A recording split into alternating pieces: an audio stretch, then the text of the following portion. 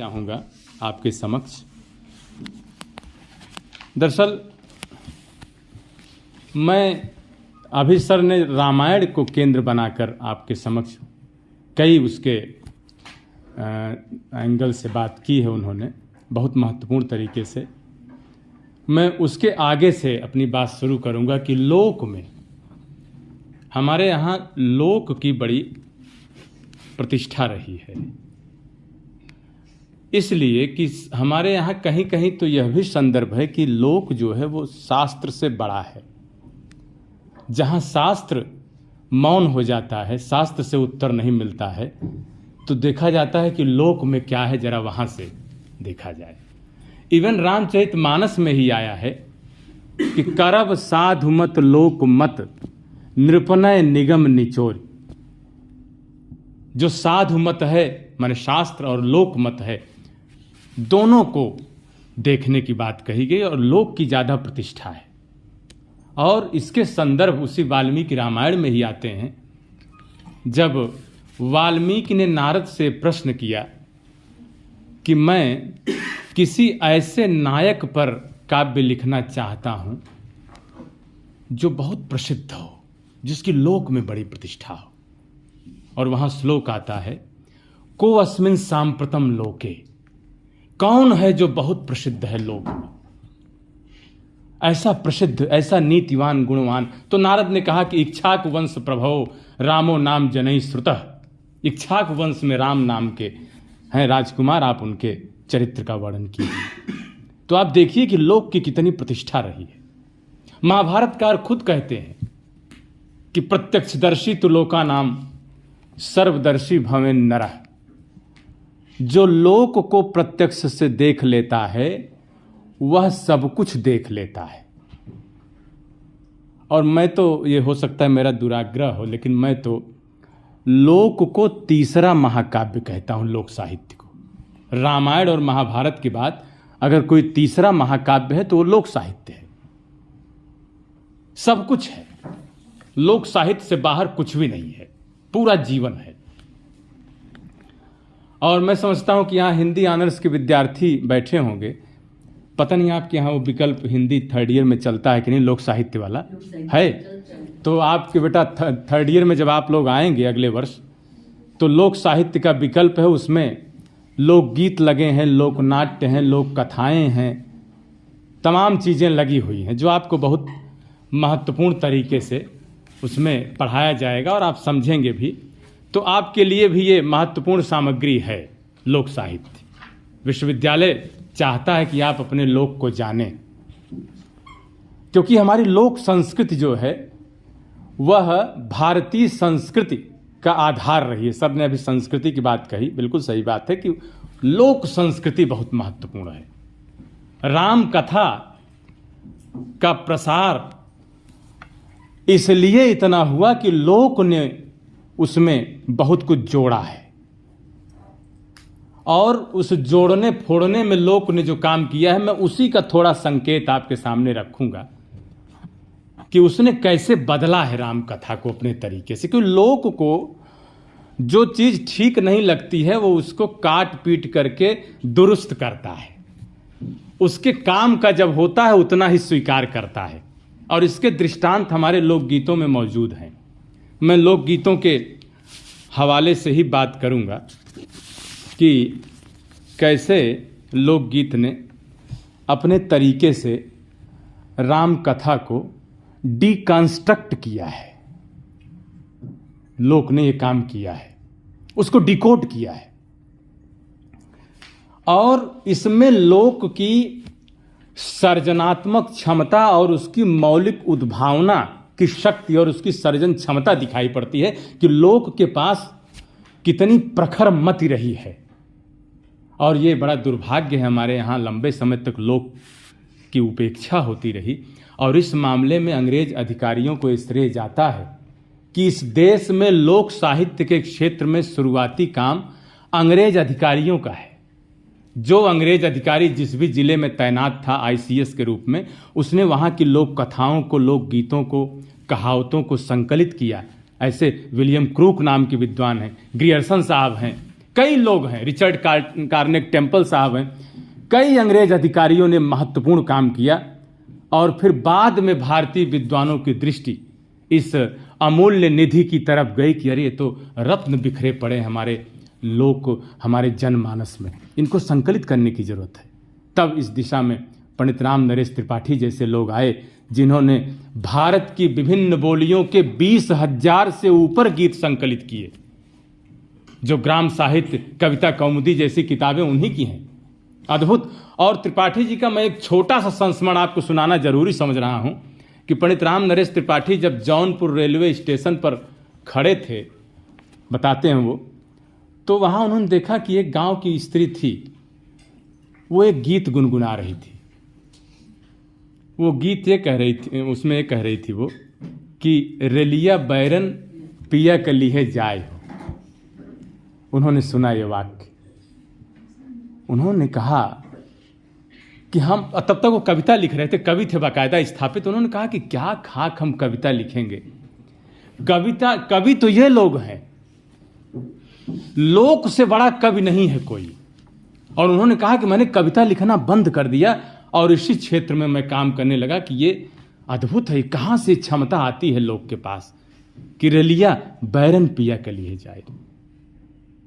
और द्विवेदी जी पूरा त्रिपाठी जी जीवन ही लगा दिए लोक साहित्य पर। तो आप ये देखें कि इस लोकगीत में है क्या, वो कैसे चीज़ों को बदलता है। जैसे मैं कुछ संदर्भ बताऊंगा राम कथा के महत्वपूर्ण संदर्भ, चूंकि राम काव्य पर बात हो रही है। तो राम काव्य, जैसा कि मनोज जी ने कहा ही है कि विभिन्न भाषाओं में उसके अलग अलग रूप मिलते हैं, ये सच है। मैं अवधी के गीत के हवाले से आपको एक संदर्भ बताना चाहता हूं कि कैसे अवधी के एक लोकगीत में एक बड़ा महत्वपूर्ण संदर्भ आया है। और जब मैं लोक साहित्य पर काम कर रहा हूं तो मेरे सामने एक बात आती है कि लोक साहित्य में केवल ये जो गीत हैं, ये केवल गीत भर नहीं है, बल्कि इनमें समाज शास्त्रीय संदर्भ मौजूद हैं, जिस पर अंग्रेजों ने बड़ा काम किया। अपने गीतों पर, इंग्लैंड वगैरह के गीतों में बहुत काम हो चुका है। हमारे यहाँ इस तरह के काम अभी बाकी हैं, होना शेष है। इतने सामाजिक संदर्भ हैं कि पूछिए मत। हम बाकायदा अपने समाज और संस्कृति की बहुत अच्छी स्टडी कर सकते हैं इन गीतों के आधार पर। इस तरह के संदर्भ हैं। मसलन आप देखें कि अवधी का एक लोकगीत है, सोहर गीत है इनफैक्ट, उसमें संदर्भ आता है कि जब कौशल्या का विवाह हो गया और कुछ समय बाद जब कोई संतान नहीं हुई, तो कौशल्या ने ही दशरथ से कहा कि आप हमारी दूसरी बहन सुमित्रा से विवाह कर लीजिए। देखिए आप लोक की क्षमता, क्या पता उससे कोई संतान हो जाए। सुमित्रा से विवाह हुआ, सुमित्रा के भी जब कोई संतान नहीं हुई तो उन्होंने कहा कि कैकेयी से विवाह कर लीजिए, हमारी बहन है। उससे भी नहीं हुआ और ये नगर में हो गया कि तीनों रानियां बांझ हैं, ये संतान नहीं दे सकती हैं। अब आप देखिए कि कहीं से ये कथा नहीं है कि ये तीनों बहनें हैं, अलग हैं। पहला काम तो लोक ने ये किया कि बहन बनाया। और बहन क्यों बनाया? क्योंकि सम दुखनी मिले तो दुख बटे। उनका ये जो बहनापा है, उनके दुख की, कह लीजिए कि जो उनका दुख है वो सेम है, यह उनको जोड़ देता है। इनका दुख सेम है। और तीनों रानियां जब बांझिन हो गईं तो नगर में शोर हुआ और बांझ पर बहुत लिखा गया है। द फीमेल यूनिक नाम की जो किताब है, बधिया स्त्री, जर्मन ग्रीयर ने बांझ पर काम किया है। अब बताइए, इस लोकगीत को ग्रीयर तब पैदा भी नहीं हुई होगी जब इस तरह के गीत हमारे यहां थे। इतने सूत्र हैं इसमें बांझ पर। बांझ स्त्री गीत आता है कि बांझ स्त्री बेचारी न जाने किस किस से संतान मांगती फिर रही है, नदी से, वन से, पेड़ से, पर्वत से, लेकिन न उसे कहीं से कोई राहत नहीं है। यहां तक कि बढ़ई के पास जाती है, वो कहती है कि हमको एक लकड़ी का लड़का गढ़ के दे दो, हम उसी से संतोष कर लेंगे। इतने महत्वपूर्ण संदर्भ है हमारे लोकगीतों में। और उस गीत की पंक्ति जरूर आपको सुनना चाहिए, वो ये है कि कौशिला बियहि दशरथ लावई। बिठा दीजिए।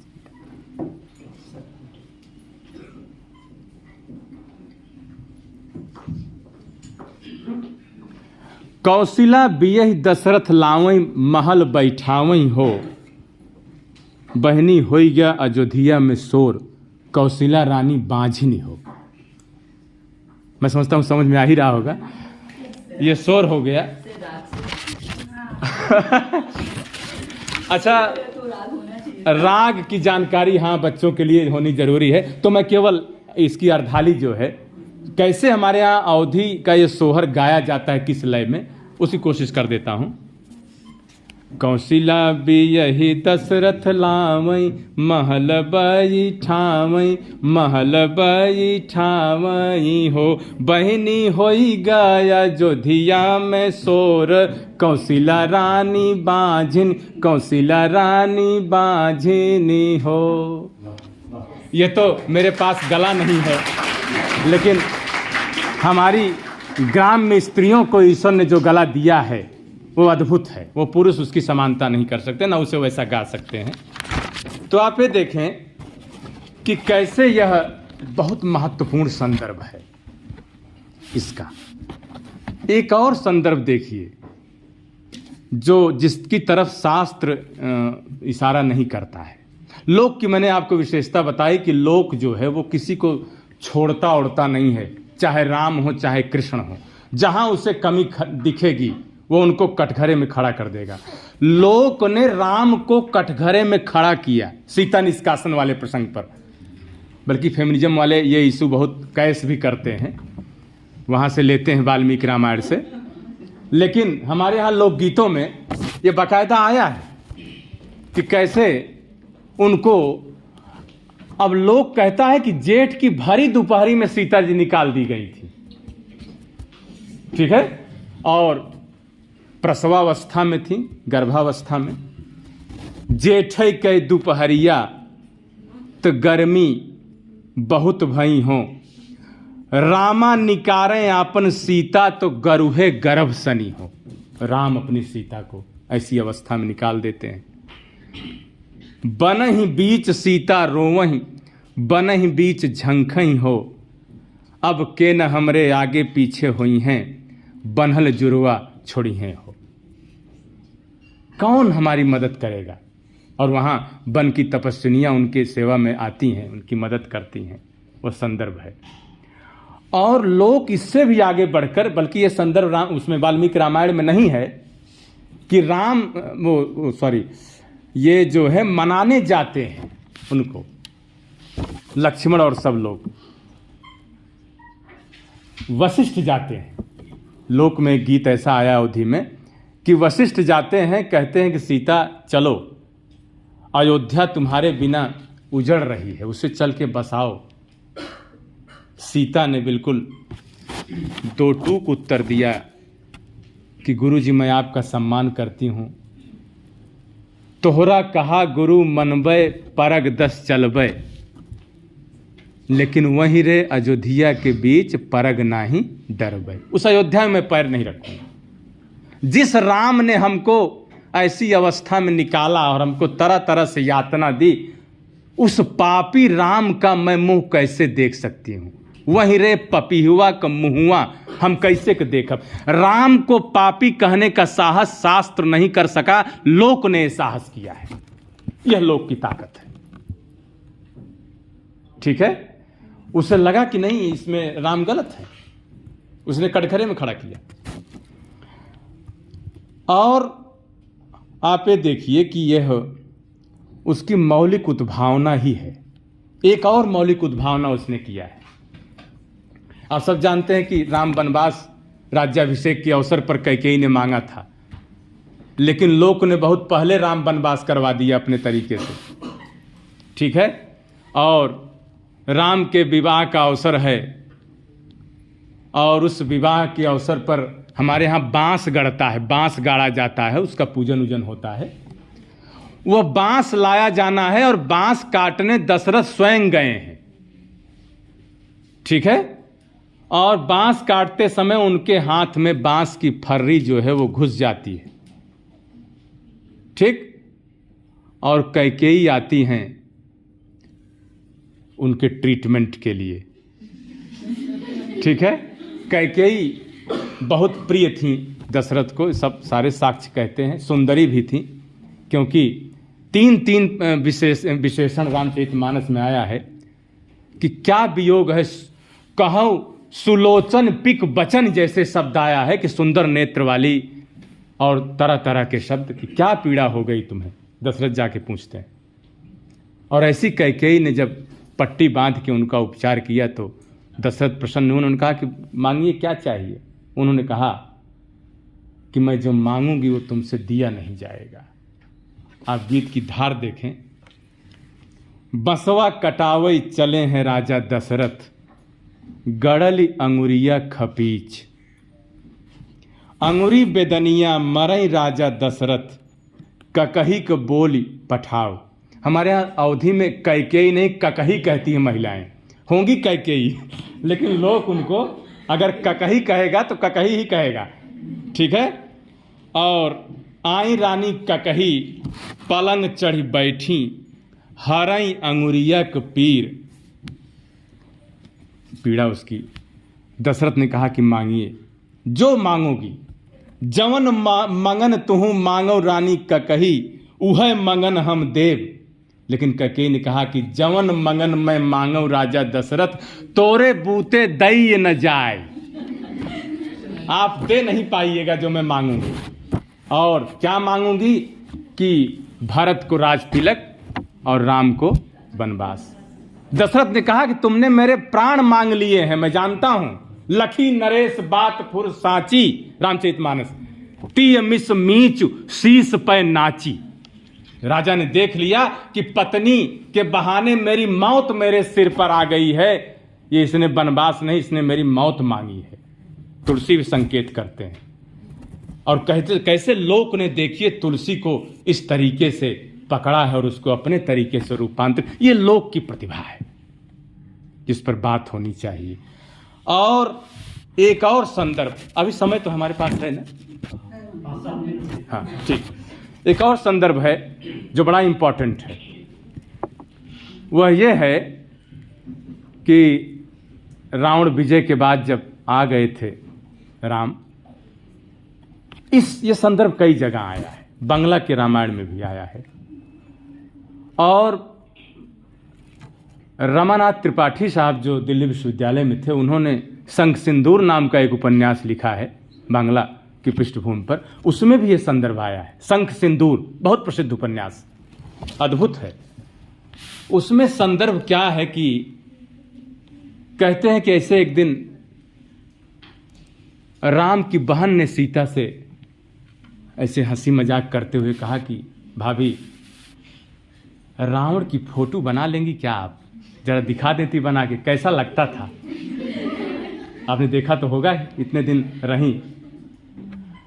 अच्छा मैं एक चीज और बता दूं, यह रेफरेंस वाल्मीकि रामायण में आया, लेकिन वहां कैकेयी कहती हैं, बहन नहीं कहती है, कैकेयी आग लगाती हैं। हाँ, और केरल के भी लोकगीत में मुझे रेफरेंस मिला, वहां तीनों रानियां ये काम करती हैं और फिर जाके आग लगाती हैं कि देखो ऐसे ऐसे।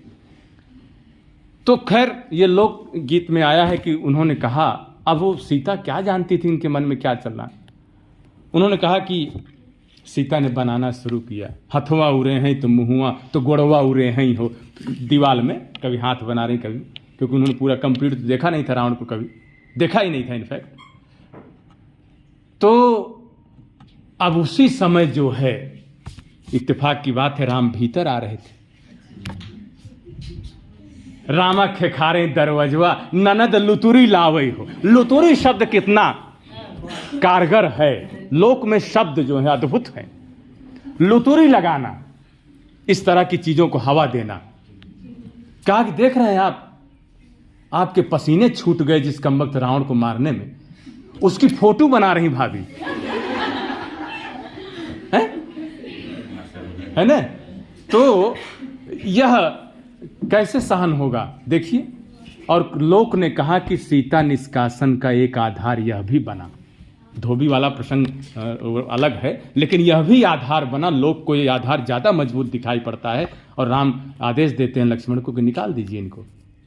अगर इस तरह की चीज़ें, वाल्मीकि रामायण तो खैर और ख़राब शब्द में कहता है ये बात। कैकेयी कहती है कि देखो राम, ऐसा है ना कि जो पुरुष जिसके मन में रहता है तो वो रहता ही है, वो उसकी कभी फोटो बनाएगा, कभी कुछ बनाएगा। और देखो सीता के मन में अब भी रावण है ना, तो ऐसे थोड़ी होता है। यानी कितना कवि की कल्पना है, कहाँ तक जा सकती है उसका कोई अंत तो है नहीं। लेकिन लोक का जो मामला है, लोक जो बात हजम हो जाए उतनी ही बात करता है। और यही काम किया है कि लोक ने राम कथा के देवत्व को जितना काट छांट सका है वो उतना काट छांट कर पचने लायक बनाया है, जिसको लोक स्वीकार कर सके। ठीक है। और हमको लगता है कि एक आध संदर्भ और बता दें आपको कि कैसे केवल लोकगीत ही नहीं, राम कथा का प्रसार हमारे लोक में कहावतों के माध्यम से भी है। कहावतों में भी, जैसे आप देखें हमारे यहाँ कहावत है, राम को बन ककही का अब जस। अवधि में कहेंगे लोग कि राम का बन ककही का अब जस। राम को तो बन होना ही था, तो प्रीडिसाइडेड था, लेकिन कलंक लगना था कैकेयी को। तो लोक ने कैसे, देखिए, राम कथा को चिरजीवी बनाने के लिए कहावतों में भी उसको ढाला। और भी कहा कि राम न मारे बाण से दे उपाय बताए। राम खुद नहीं मारते हैं। जैसे मृत्यु जो है, ईश्वर कभी अपने ऊपर आरोप नहीं लेता। मृत्यु कोई बहाना लेके आएगी, फलाने को ये हो गया तो मर गए, फलाना चीज हो गया। तो हिल्ला मौत बहाना रोजी भी कहते हैं। हिल्ला से मौत आती है और किसी बहाने से रोजी रोजगार मिलता है। तो किस तरह से लोक की जो प्रखर और तार्किक मति है वह कह रही है कि राम का वनवास तो सुनिश्चित था, लेकिन अपजस कैकेयी को लगना था। और एक संदर्भ और मैं कहना चाहता हूं, अभी 2 मिनट, वह यह है, ये तो अनंत है, तो मान लीजिए इसमें 4-6 दिन बोला जा सकता है। तो अब आप ये देखिए कि एक संदर्भ मुझे मिला, बड़ा अद्भुत लगा। कवितावली में, तुम लोग कवितावली पढ़ के आ चुके होगे फर्स्ट ईयर में या पढ़ोगे आगे। कवितावली में संदर्भ आया है कि गांव की स्त्रियां जो है वो अंगूरी फोड़ के गरिया रही हैं कि इन फूल जैसे बच्चों को जंगल किसने भेज दिया। तुलसी लिख रहे हैं, अंगूरी फोड़ के गरियाना, जानते हैं ना, गांव में इस तरह से लोग गाली देते हैं कि कौन इस तरह से काम कर सकता है कि ऐसे सुकुमार बच्चों को, जिनकी खेलने खाने की उम्र थी, कौ सखी मात पिता कैसे, जिन पठए वन बालक ऐसे, तुलसी लिखते हैं, ऐसे बच्चों को जिन्होंने वन भेज दिया। और आप देखिए कि लोक जो है वह इस कथा प्रसंग को लेकर एक बड़ा सुंदर गीत हमको थोड़ा भोजपुरी टच में सुनने को मिला, वो बहुत अच्छा है। चलिए ठीक है। भला कौन रजवा के रजिया उजरी गई, थोड़ा बिरहा उसमें है, के कराऊ परी गई सोर सोर सोर, हे राम बैठा पिरात होई गोड़, हे राम बैठा पिरात होई गोड़। ये सबरी कह रही है। फुलवा से सुकुमारी हे हो तोहरी काया, फुलवा से सुकुमारी हे हो तोहरी काया, बनवा पठावत की लागी नहीं दाया, बनवा पठावत की लागी नहीं दाया। अरे कौने या भागिन के तकदीरिया फूटल, कौने या भागिन के तकदीरिया फूटल, के आज होइगा निगोड़ गोड़ गोड़, हे राम बैठा पिरात होई गोड़। यह लोक है। मैं इसी तरफ आपका ध्यान आकृष्ट कहना चाहता। धन्यवाद, प्रणाम।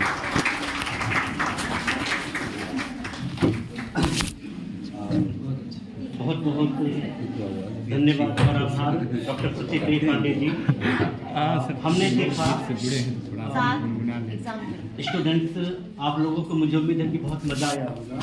एक तरफ हमने प्रोफेसर रमन सिन्हा से जो हमारे रामायण की व्याप्ति है, राम का चरित्र है कई युगों तक और वो परिवर्तनशीलता है, उसमें मानववाद है, उसका रूप देखा। तो दूसरी तरफ लोक, जहाँ पे लोक की अपनी सत्ता होती है, लोक के अपने तरीके होते हैं रिएक्ट करने के, मूल्य देने के, उसकी लोकप्रियता सुनी और पांडे सर ने गा करके हमें लोकगीतों को सुनाया। इससे बेहतर चीज़ क्या हो सकता था।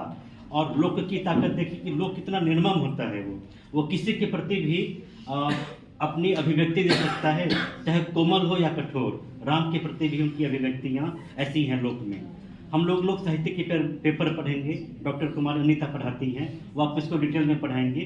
कार्यक्रम के अंतिम चरण में हमारे एक स्पीकर हैं प्रोफेसर वेद प्रकाश जी, दिल्ली विश्वविद्यालय से।